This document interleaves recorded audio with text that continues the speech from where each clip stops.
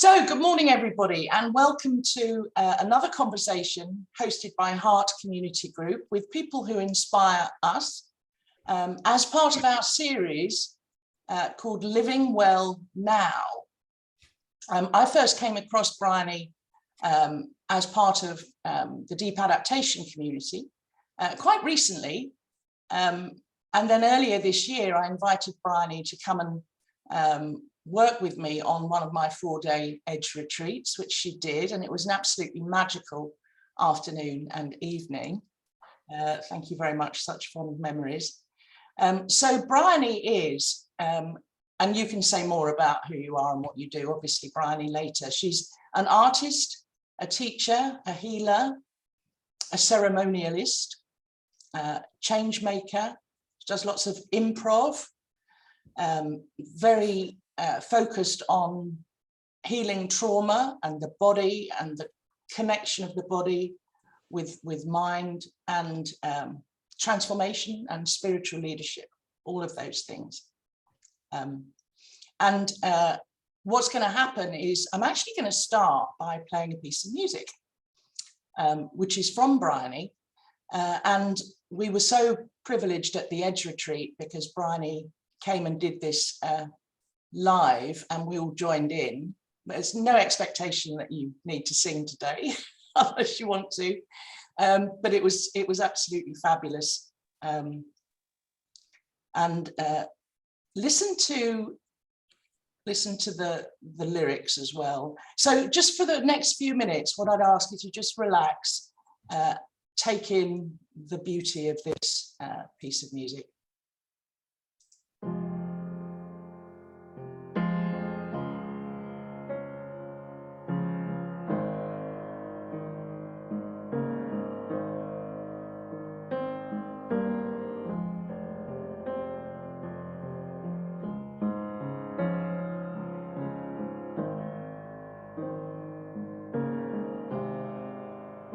Thank you for your heart. Thank you for your heart. Thank you for your heart. Thank you for your heart. Thank you for your heart. Thank you for your heart. Thank you for the ways you're brave enough to feel all the things you feel when you're a human freaking being is kind of intense inside this form. Thank you for your grief. Thank you for holding me with your whole body as my heart was breaking into two. Thank you for holding me like a mother when I was struggling hard. Thank you for the ways you showed me all of your heart. And thank you for your touch. And thank you for your dance. And thank you for sitting with me while I smoked cigarettes, 'cause I didn't want to feel it all.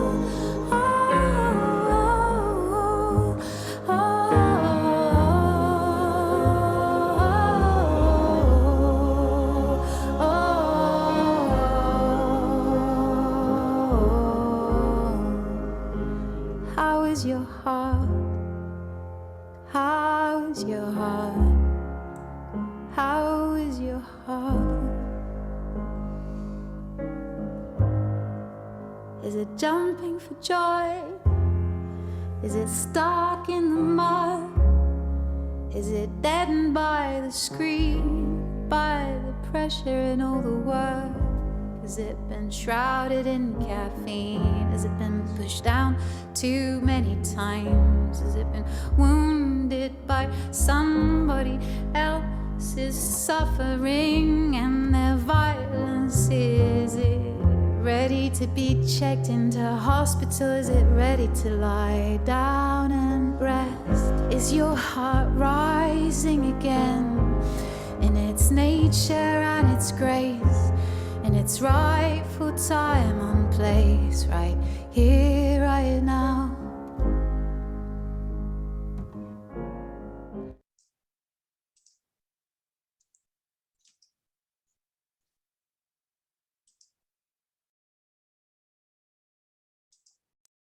So I'm going to pause it at that point, even though it goes on for a lot longer, and I can send people the link to that if you're interested. But isn't that beautiful?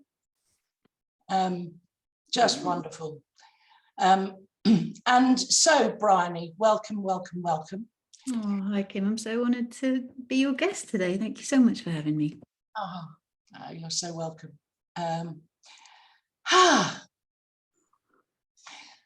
I wanted to start with, so I'll ask a couple of questions and I'll throw it open to the group.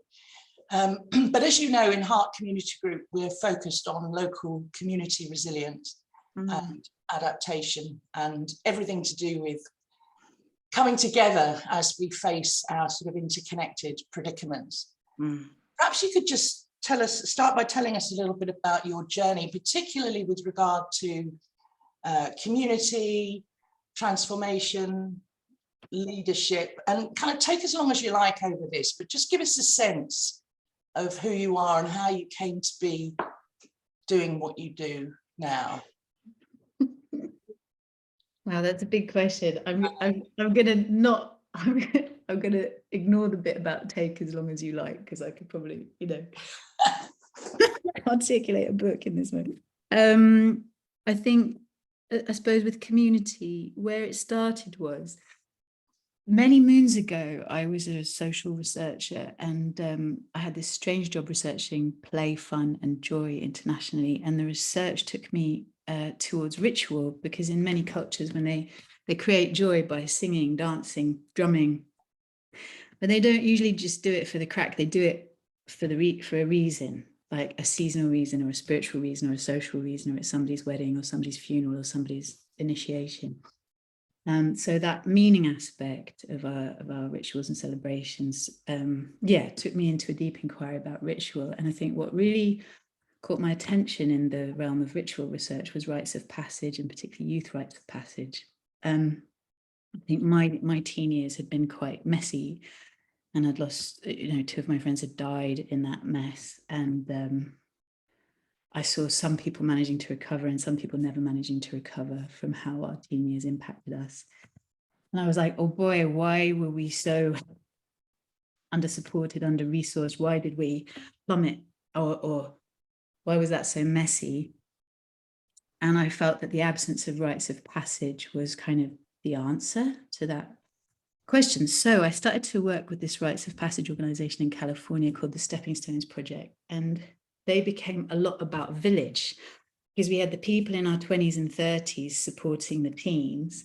Then there were the elders supporting the parents, but then the elders needed their own support. Then there was the board supporting everyone. And then we'd have these village gatherings where we're like, oh my, we're just all on the wheel together, supporting each other in this cycle. And I mean, the love in that village. And I just moved to America and left this big British family behind. And so they became like my American family, hugely important to me. So I think that was my first taste of like how rich community can be when it's intergenerational, conscious, sober, spiritual. You gather around fire, you do counsel, you hear each other, you support each other. We initiate the elders, we initiate the youth, and everybody supports everyone. And then my next journey was with the Network for New Culture in the US. I just got invited to lead some singing at one of their gatherings. And I arrived and I was like, you're all really weird. I'm going to stay till Tuesday. I'm going to do my job and I'm going to go. And by Tuesday, I was happier than I'd ever been in my life. I think, and I hadn't looked at my phone in days, I hadn't eaten chocolate in days, all of my little coping mechanisms had just faded away, because actually my social needs, my need for connection, my need to be seen, heard, touched, reflected, accepted, were all met in such abundance. And the Network for New Culture, very influenced by Tamara and Zeg in Europe, these two eco-villages in Europe that have been very pioneering. So the Network for New Culture is an American network, and they're exploring kind of community connection, intimacy, they're sex positive, but it's a lot about truth, transparency, mutual support, and how do we relate well as community? How do we deal with conflicts? How do we overcome judging one another, othering each other, and these things that make it quite shit in community? Like, how do we go from war to love in community? So I kept going back as a singing facilitator there. And I think those journeys led me to Tamara, led me to Esther, and now I lead Zeg Forum, I lead a variety of community forms, and I mostly lead singing retreats. That's like that's my central theme of my work, but it's lovely. It's summer festival season at the moment, so I'm getting to be in various communities, leading various things. And I think, my overall longing and dream is to live in more of an intentional community where these things are actually woven into our way of life. And I really admire and appreciate what you all are doing there in your local area. And I think I met a woman who leads Bright Green Futures, that's an eco-village development group. And I said, I tried for 2 years to set up an eco-village whilst also being a teaching artist. And I gave up. And she said, well, I'm really impressed because we're a team of 8 full-time people and we do manage it, but it's really hard with like an eight-person full-time team. So that made me kind of go and accept limits to my personal voluntary capacity. So, but it's still my longing. Fabulous. Thank you. Thank you. So that's a really nice sense. We talk in Heart Community Group quite a lot about finding what's yours to do, because there's and I've seen a distinction recently between good work or great work and my work. Like, those are two different things. Your work's pretty great, Kim. What do you say? Your work's pretty great. What are you saying? I haven't understood. No, I'm saying that there's a whole series of things that could be called good work, but that's not necessarily the same as my work. So I'm saying one is a subsection of the other.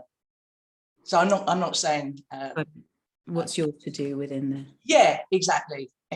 So, and it sounds like you have found what's yours to do.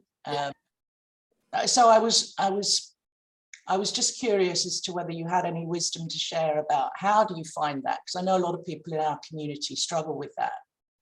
I feel so small. I feel so unsure. It's kind of, this whole territory is mapless. Anything about how we can find our unique thread in all of this, or where to start with that?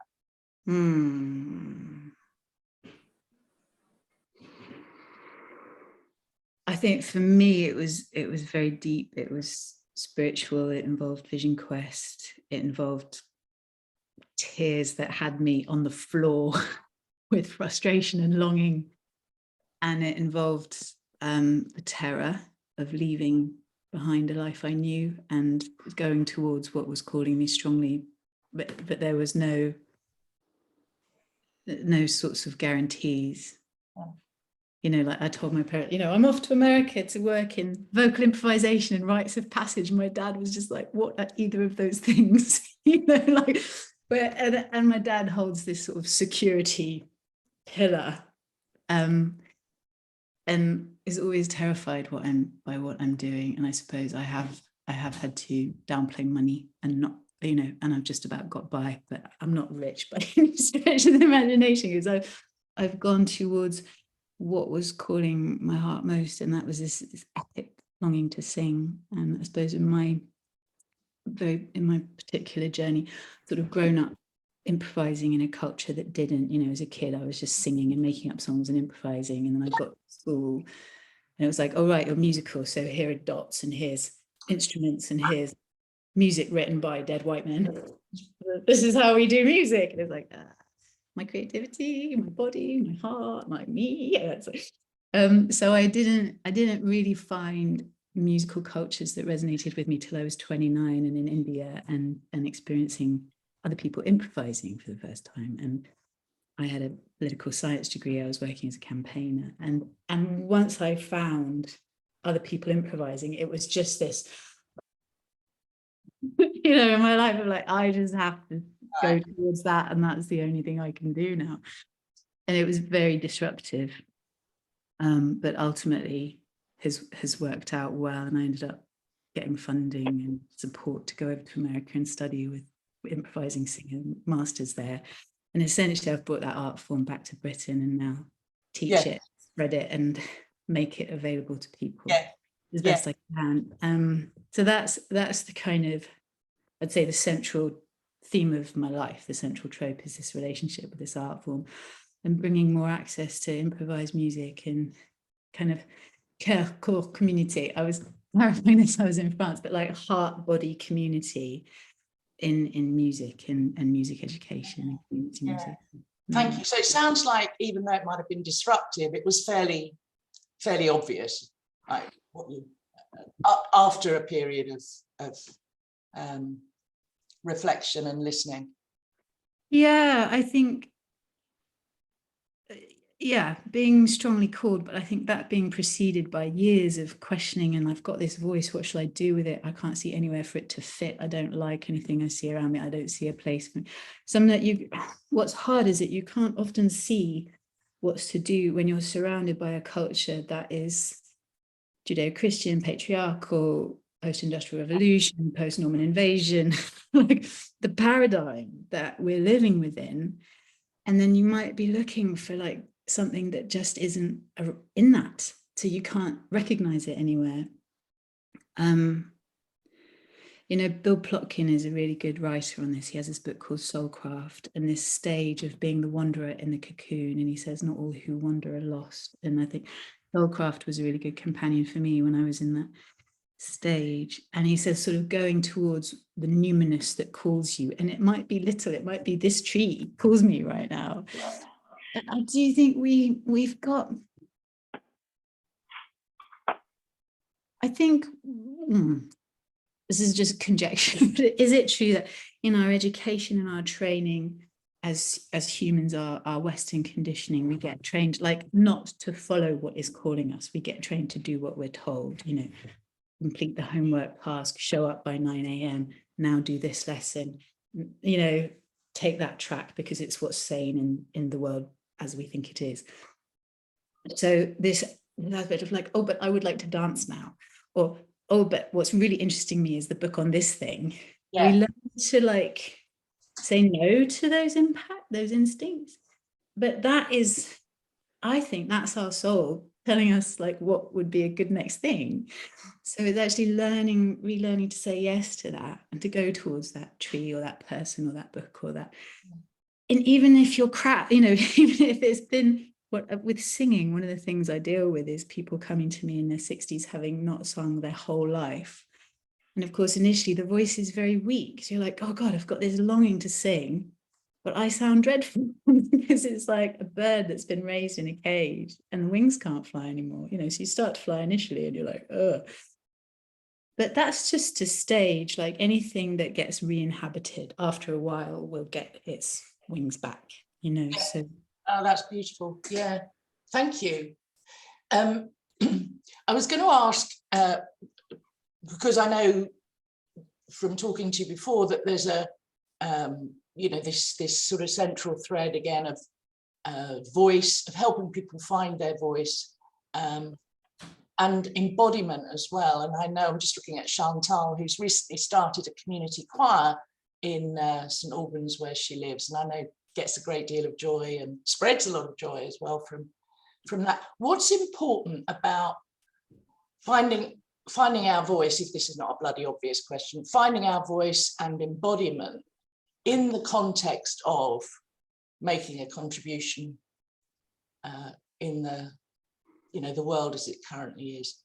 What's important to you? Ultimately, I think this is our nature. You know, we can think about nature as being this out there thing, but actually it's also this right here thing. And I think, you know, with voice, we're a singing species. And so, you know, Chantal, and the joy you're finding and you're bringing in your community, people are like, oh yes, singing this thing, that is part of my humanity, and the joy of doing that together. And I think this separation from our humanity, this taming and numbing of the body, this shutdown of the voice, particularly with improvisation, where you're not given a song, you find the song's terrifying for people initially. Like, oh God, I don't want you to see what's in my mind and may come out of my mouth. But actually coming more into our authenticity, and then expressing our authenticity and receiving each other's authenticity. It's gently paradigm shifting, I think. And actually it's a bit of I'm not sure if I'm quite on the thread of the question, but Kim, I keep talking and thinking about your 4 categories model, you know, column 1 is about how we relate to our predicament environmentally and so on. 4 columns, yeah. 4 columns. And the first is like, la la, climate change, not a thing, la la la, denial. And the second is like, oh, it's a bit of a problem, we'll just change the light bulbs, we'll be fine. The third, sorry, my partner being noisy next door. The third is like, oh, we've really got a problem, let's lobby the government to sort it out. And the fourth is like, oh shit. Let's build resilient regenerative communities. How do we do that? And Kim, you said to me, and I'm so struck by this, you said most people in leadership in business and government, off record, they're in column 3 and 4, but the publicly acceptable space is column 2. And what's missing is an authenticity gap.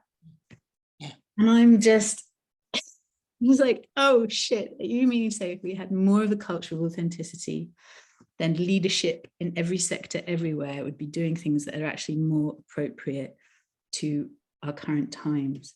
I mean, that's an overwhelming insight. It's heartbreaking, frustrating, terrifying, all the things. But I suppose what we have with vocal improv is this journey towards authenticity through your authentic singing. Improv, the words go too fast for you to really manipulate too much. You get sung at the end of the day, and you end up through it finding your authentic voice. And yeah. One of the things I love that you did with the group in May was the creature language thing. And I wondered if, and people can either join in or not as they feel appropriate, or you can keep the sound off if you want. But yeah, do a bit of that with us, because I found that extraordinary. Okay. I'm gonna just jump in at the deep end here, everybody. Good luck. So it's speaking nonsense. So I'm gonna speak a bit of nonsense to you, a bit of creature language to you. But I'm gonna do a check-in. Well, actually, first of all, let's just try speaking some nonsense just to warm up on nonsense. I'll go first. You're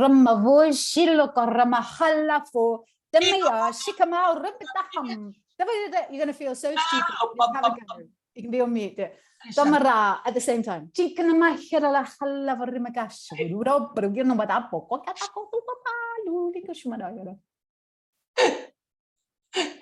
of you, I'm not seeing your mouth move. Go on, have a go.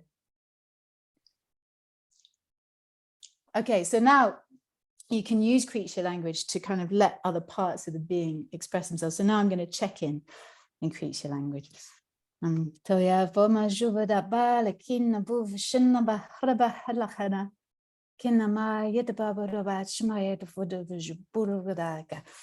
and you find yourself saying things like what I found. So if I'm going to translate what I said, wow, I love that we're here together having this conversation. And when I look at each of you, I have so much faith that there is a seed, there is a gift in each of you. And how great that we're on this path together. And it's like, we may not find the answers within one lifetime, but let's journey together. And it might be an intergenerational thing, you know, but we walk. So now, muted, I invite you to just have a go at doing a creature language check-in and see what you find yourself expressing. Have a go. Kim, you might want to be on mute. Yeah, okay.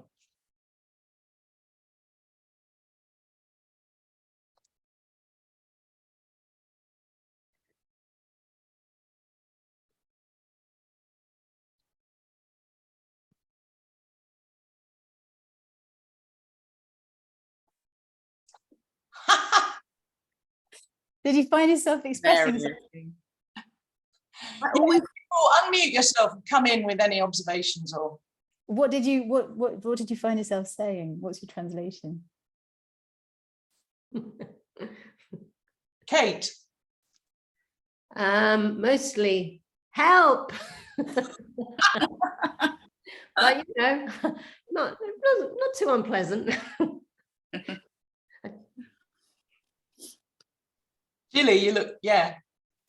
I was expressing such gratitude to see you all and be here. So just wholehearted. Thank you. Yeah, that was what was coming up for me as well. Lots of thank you. Yeah. Anybody else?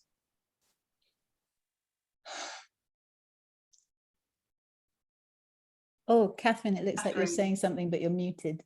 Catherine. Can you hear me now? Yes. Yeah. Oh, now, of course, because of the technical issue, I've forgotten what I was going to say. I think what I think what I was going to say was just delighted for the opportunity to play with a group of people that I've never met before and feel connected. So that was joyful. Yeah. Fabulous. Thank you, Briony. And I've just got one more question, then I'll throw it open to the group. And again, it might seem obvious from what you've already said, the answer to this. What sustains and nourishes you? Because it can be very easy to look at everything that's going on and be in grief, sadness, anger, frustration, all of those stages. What sustains and nourishes you? What's that line in that beautiful song? How is your heart? Is it jumping for joy? What creates jumping for joy? Dancing. I dance so much. I do a lot of 5 rhythms, and I make these playlists, these little half-hour playlists, which I'd gladly share some of them with you. And I just, get up in the morning. If I'm feeling particularly worthy, I meditate for 10 minutes and then get my dance on, or yoga, or sometimes go for a jog or something. But you, like, entering the day into my body, but particularly dance, because jumping around, endorphins, it's very straightforward. But also because for me, my body is more how I access my inner life, and my mind isn't really the way. So for some people it's journaling, and that doesn't really work for me, but actually singing, dancing is how I digest what it is to live day by day. So dancing, love, eros, creativity, and I think being on a journey where there's always a next song wanting to come through that needs my care. There's always, a next bill that has to be paid, and I have to get out there and earn some money. There's like people that want to sing, or people that say thank you so much because the singing helped them or nourished them or fed them. So community, relating, serving, acting, doing. So I think it sustains me. And Beautiful. And I don't connect that much with the news. I mean, it's a problem I haven't yet solved, is like, what is a good source of news? But I suppose what they say at Tamera is that we're in what Dita Doom, one of the founders of Tamera Eco Village in Portugal, says we're in a 5,000-year trauma, fear, violence matrix, and there's been violence, so there's trauma, so there's fear, so there's violence, and around and round and round it goes. He says when we live in the modern world, we keep plugging into that matrix, and it reproduces through us, and we reproduce it, and we're in it. And God, it's dreadful. If something's going to suck your will to live, it's that, And he says there's also a sacred matrix, which is cooperation and interdependence and interbeing. And he says that the map for the sacred matrix is in every cell of everything that lives. But what we have to do is actually unplug from the information system of the trauma matrix and find ways of plugging in to the sacred matrix. And that might be nature connection, it might be singing, dancing, the body, eros, community, love, service, ritual, fire, all these sorts of things. And I suppose I live by that a bit. That's beautiful. Yeah. So it's a kind of a not necessarily a conscious, but well, maybe it is conscious, like it's where we direct our attention at any point to the trauma matrix or the sacred matrix. Yeah, thank you. Oh, this is so useful already. So I'm going to open it up. Anybody that wants to, we're a small group, anybody wants to just stick your hand up or unmute yourself and go for it. Anything you're curious to ask Briony? Or just share as an observation.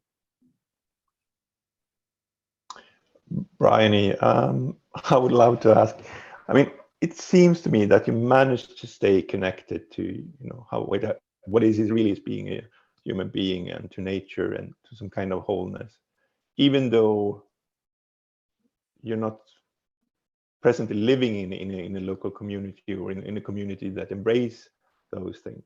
I mean, for me, it's been really, really difficult to not just get drawn back into everyday life. And I mean, the Edge retreat was such a blessing because it was something where you could stay outside that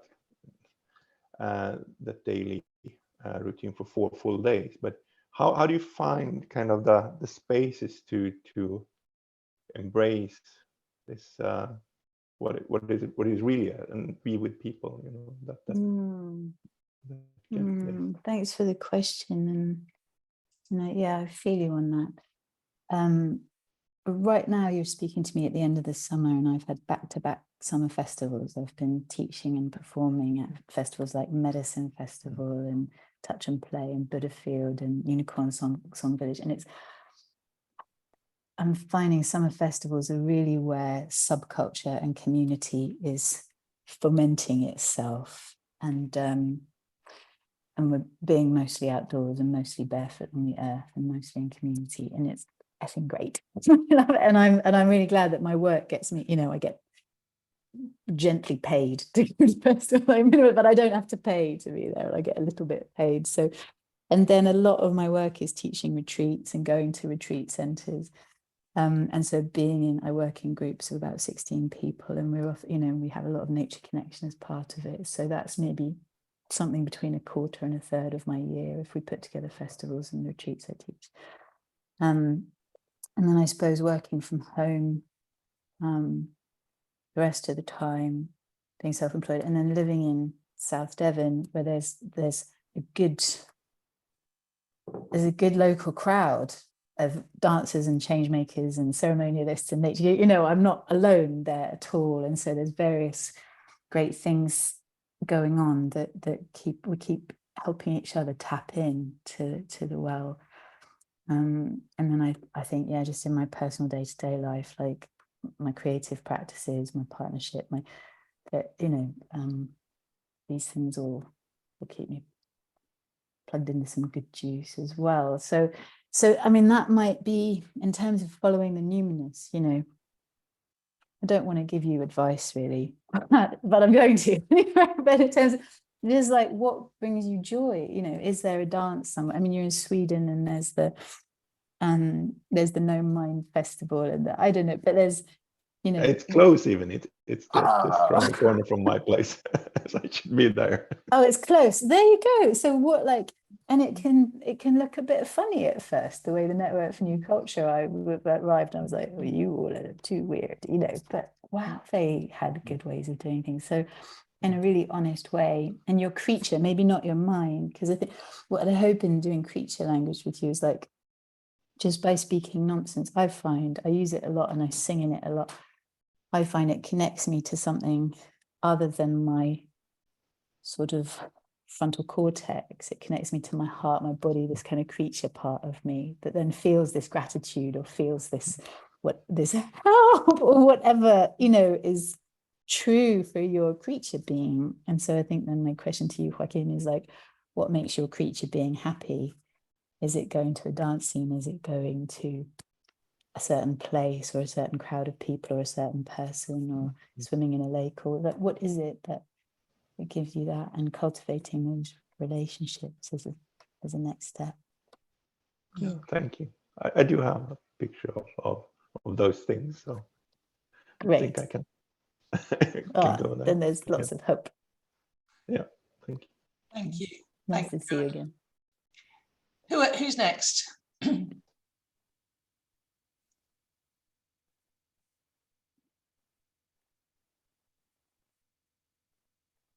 It looks like Jeremy said something, but you're on mute, Jeremy. Kate said, have you got anything to say? And I said, yes, but I'm holding back. Oh, no. Especially as we've now had 2 males, but I think there may only be 2 or 3 males in the group, and we've spoken first, and if I spoke now, I'll be second. So I'm not going to say anything yet, but I might towards the end. So, ladies, down to you.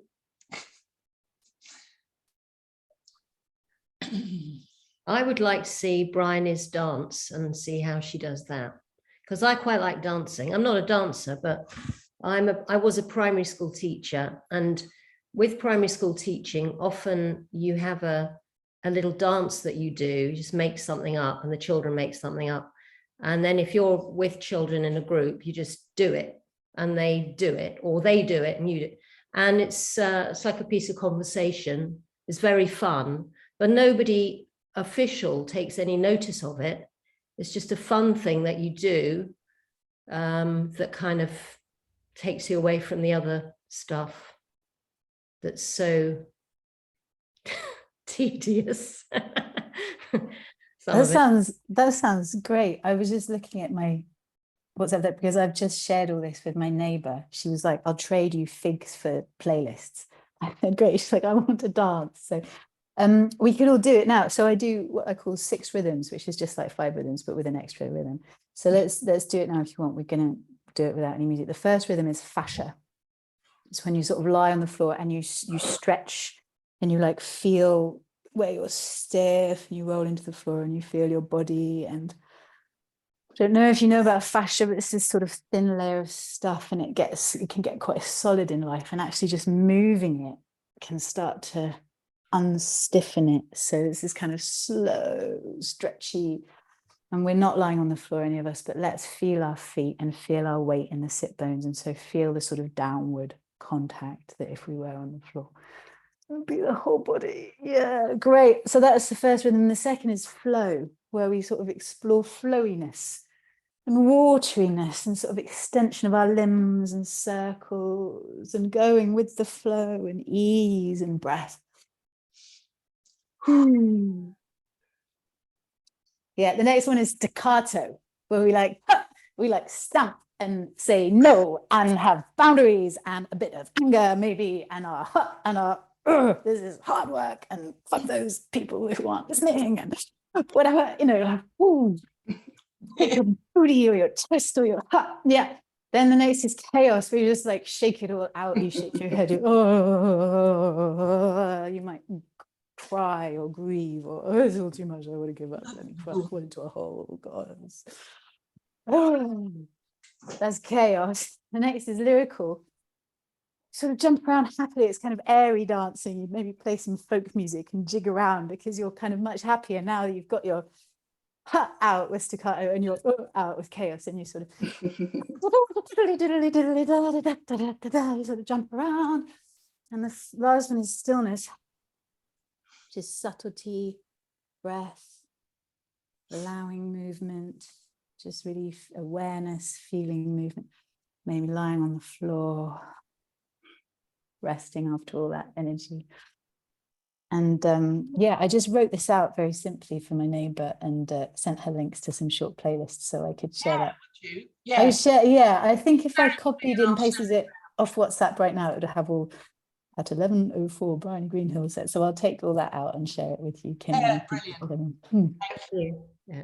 Whenever I, and we haven't met very often, but you're one of those people that constantly reminds me of the importance of the body, and I think, I don't know whether it's through just conditioning or, you know, I often remind myself of when Sir Ken Robinson did his TED talk, and he said, you know, what academics are like, your body is just a way of getting your head to meetings.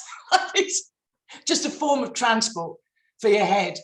Like I've been like that a lot of my life, and I think it's really valuable to come into that more. Because I was. How does it make you feel to come into your body more? What's the experience for you? Yeah, good. I just don't do it, or I haven't done it like as a matter of course. So it's a habit to get into, if you like. And a kind of permission to be goofy, because what I like about 5 Rhythms is there isn't a choreography. So it means you can work with your strengths and limitations of your own particular body in that moment. Brilliant. But it means that you are goofy. It's like in Creature language, you're goofy. And if there's parts of your being, it's like, oh no, I mustn't be goofy, you know. But hopefully, because it's fun being goofy. So yeah, hopefully fun wins over inhibition. It gets easier, yeah. And it gets easier. There you go. Thank Practice you. Goofiness. So who's next? Jilly? Yeah, go for it, Jilly. I am so enjoying this. I have to go in a minute because I have an emergency dental appointment. But the bottom line for me is what we're talking about is playfulness. And I'm a retired primary school teacher as well, and children just do that so naturally. And Ken Robinson was so right about, you know, education, getting rid of the creativity. So that authenticity and playfulness of children is just so valuable. And you speak my language, Briony. Thank you.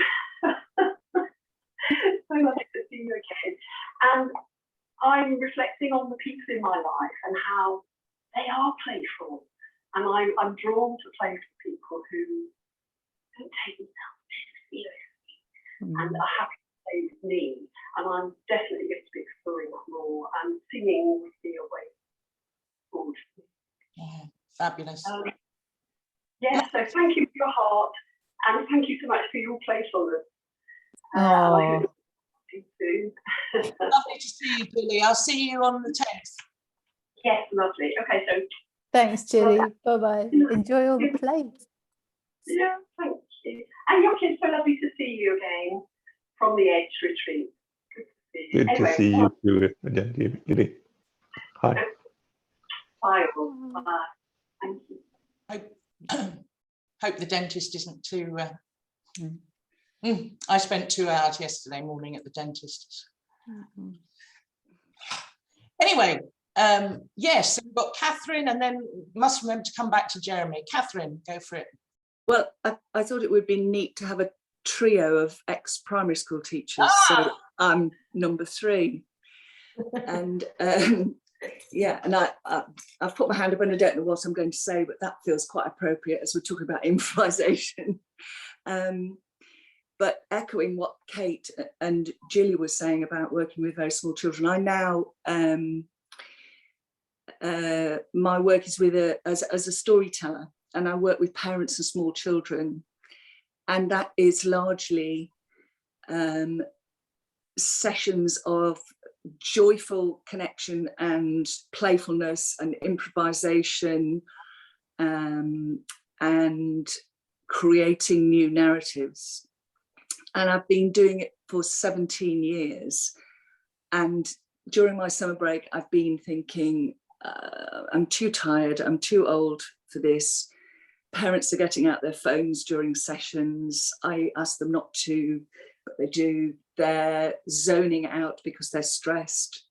Perhaps I should stop doing this. But actually, this little meeting today has made me think, no, actually, I really do need to keep doing. This is my thing that I need to do, creating these little oases of playfulness and possibility for families with young children, and just yeah, so thank you. I think this has re-energized me in feeling that this thing is an important thing to do, creating that, you know, as in any kind of group creative endeavor, be it a choir, be it a dance, be it a song. I mean, and I also wanted to say something about the embodiment,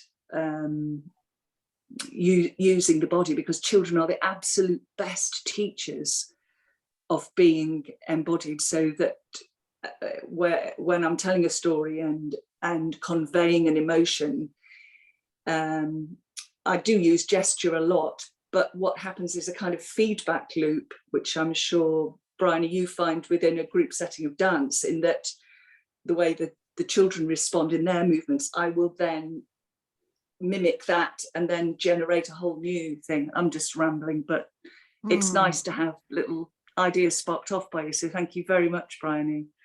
Oh, my pleasure, Catherine. And I love the sound of what you're doing. And I don't want to be cheeky, but just a possibility to add is, you know, doing something for 17 years is a long time to do something. And so there's parts of you that are like, oh, I love this. There's a reason why I've been doing it for 17 years. It's a beautiful thing to do.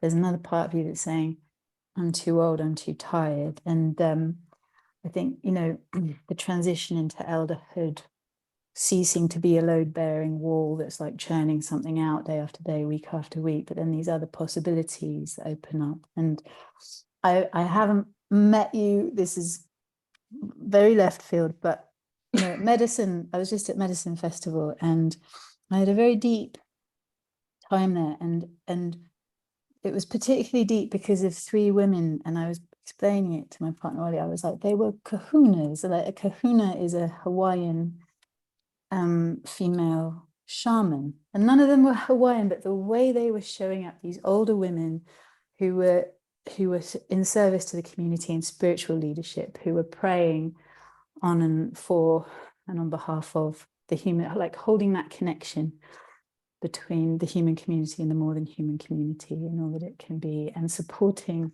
the mamas and supporting the women and supporting the couples and supporting the parents and support, like, and they were all women and they all had the different ways of doing it, but like, gosh, they were valuable. And I thought, where are the kahunas in my life? Like, where are the kahunas in South Devon? I feel the absence of them. I miss them. I want them. I need them. Maybe there's a kahuna in you wanting to grow out of the last 17 years and become something new. I don't know. Maybe.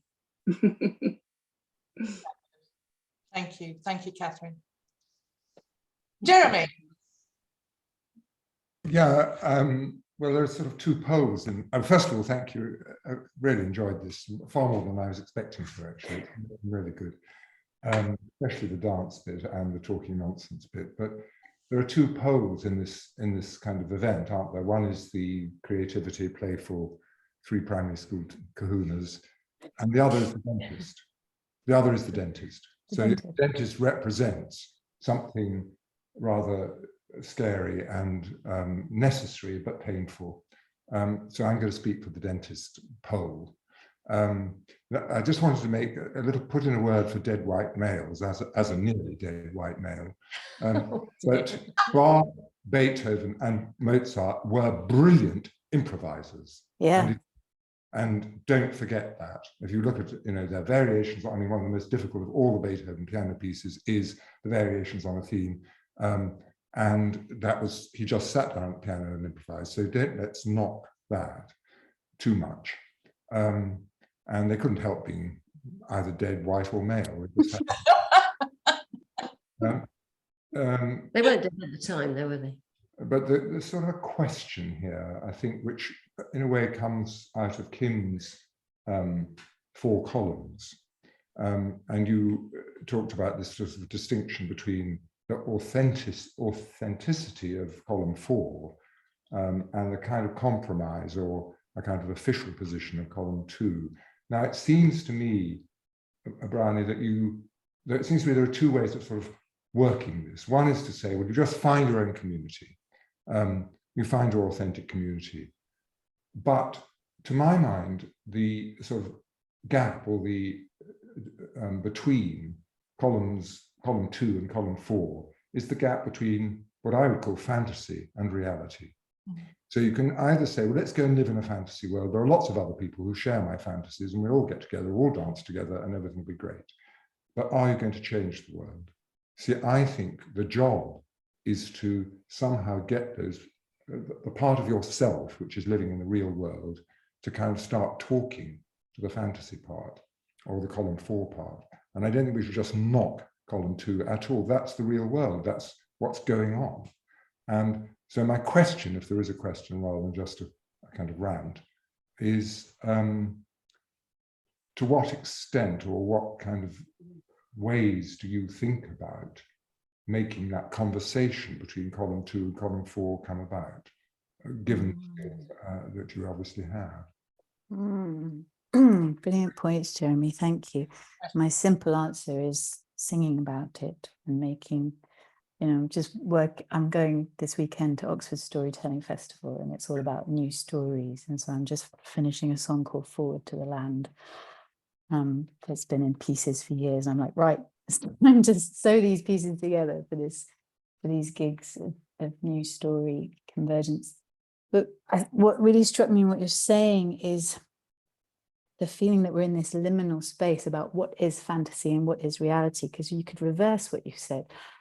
Column 2 is going on various fantasies, a fantasy that we can have endless economic growth, a fantasy that it's all right to have 11 billion people on the earth by the end of the century, a fantasy that it's sustainable to have this level of inequality in the country, or that it doesn't really matter that how much species loss we have in the UK. Like that's the fantasies of column 2. And column 4, like Charles Eisenstein says, like, the way out of this paradigm isn't realistic, but it is possible. Like, we have to start with a dream when we're in a broken paradigm and we're looking for a way to a healthier one. But all around us is the world that has been constructed for the last several thousand years. It's like, what else do we have to begin with but a dream? But you can't light a fire without a spark, even if you're just dancing in the dark, because it says, you have to start with a fantasy and then follow the lure of that longing until it gradually becomes reality. And then the fantasies of, I don't know, gods in the sky and nature isn't sentient, and whatever is in column 2 starts to be revealed as a fantasy and weaken. Thank you for your answer. I don't agree with it, but thank you for it. I think if we have more time, I would love to continue the conversation. I'm curious about your disagreement, but brilliant. So again, with what I'm seeing coming through as a theme is story and narrative in many, many ways, and yeah, really, really grateful for the way you, Briony, have enriched my stories, and long may it continue. So I think that's probably a good point to pause. Thank you so much, everybody, for coming. Can I just say thank you so much, Kim, for all your service on the path of really powerful, beautiful service that you're on, and it's a pleasure to be touching into that at some point. And everybody, I just really celebrate that you're in a local area having these conversations and turning towards each other and sharing this theme together. So all power to you. And yeah, it feels like what we've talked to today is getting goofy, playing, being creative, and then noticing longings and following the numinous, what nourishes you, what attracts you, what the following. Yeah. The kind of clues along the journey. Yeah. Brilliant. Well, thank you, everybody, for coming and thank you. Giving of your time and your energy and your love and your connection. Keep an eye out for future sessions. We've got a lot of conversations coming up. We have another 2-hour free webinar on the, I think it's the 18th of September, but also conversations with other people. So if you go on the website, there's a lot coming up, and it would be great to see you at some of those. So enjoy the rest of your day. I will send round the recording for Briony's Thank You for Your Heart. And Briony, if you'd send me some of your playlists, I will distribute those as well. Thank you. Great. Lovely to see you, everyone. Okay. Take care. Lots of love. Bye-bye. Thank you. Farewell. Bye.